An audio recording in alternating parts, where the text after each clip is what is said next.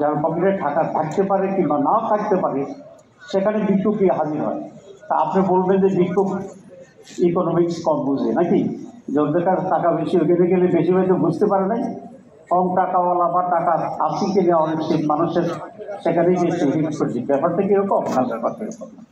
তাহলে নামাজ এমন একটি ইবাদত, এমন একটি হ্যান্ড, যেটা মানুষ হওয়ার জন্য মনুষ্যত্বের যে কোয়ালিটি বাড়ছে, সেটা আপনার এখানে ডেভেলপ।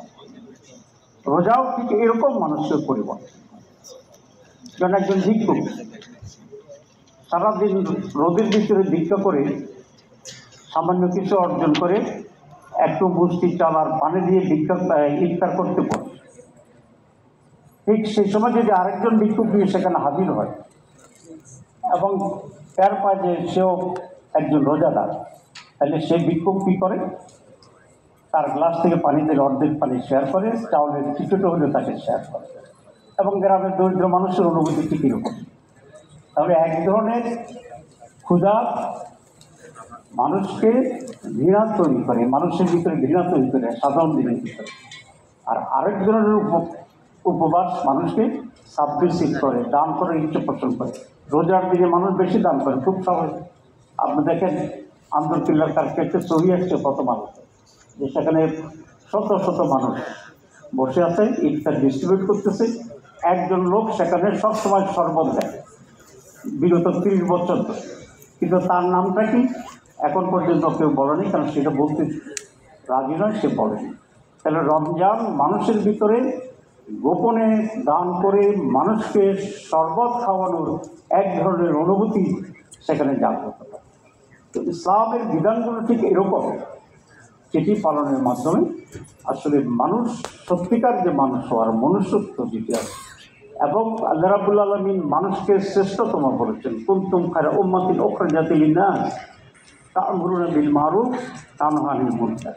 তোমরা সর্বোত্তম জাতি, the greatest nation, the highest nation, the noblest nation. এই যে সর্বোত্তম মানুষ তৈরি করার জন্য যে গুণাবলীর প্রয়োজন হয়, যে বাস্তবের প্রয়োজন হয়, ইবাদত, নামাজ, রোজা, হজ, যাকাতের মাধ্যমে আমাদের ভিতরে সেই গুণাবলীগুলি সঞ্চারিত হয় এবং সত্যিকার অর্থে যারা এগুলো পালন করবে ইসলামিক বিধান অনুসারে, তারা শ্রেষ্ঠ মানুষের রূপান্তরিত হবে।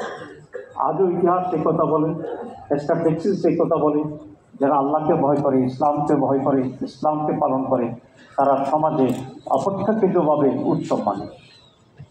কারাপশন যদি বলেন, তাহলে যারা ইসলামকে ভালোবাসে অপেক্ষাকৃতভাবে তারা কম করা। আপনি যদি টেরোরিজমের কথা বলেন, তাহলে যারা ইসলামকে মানে তারা অপেক্ষাকৃত লেস টেরর। এর মানে হচ্ছে আমাদের যে আদর্শ এবং ইবাদত, এগুলো আমাদেরকে নেগেটিভ জায়গা থেকে এনে পজিটিভ মানুষে রূপান্তরিত করার জন্য সাহায্য করে। তবে সেই জন্যেই আল্লাহ রসুল একটা হাদিসের শর্ত দিয়ে দিয়েছেন।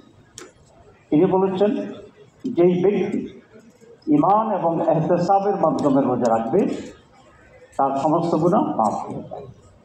ঈমানটা আমরা বললাম ইসলামী এহতিসাব থাকে, এহতিসাব হচ্ছে আত্মসমালোচনা, পর্যালোচনা, যে আমি প্রতি মুহূর্তে পর্যালোচনা করব যে আমি ঠিকমতো চলছি কিনা, আমি আমার বাউন্ডারি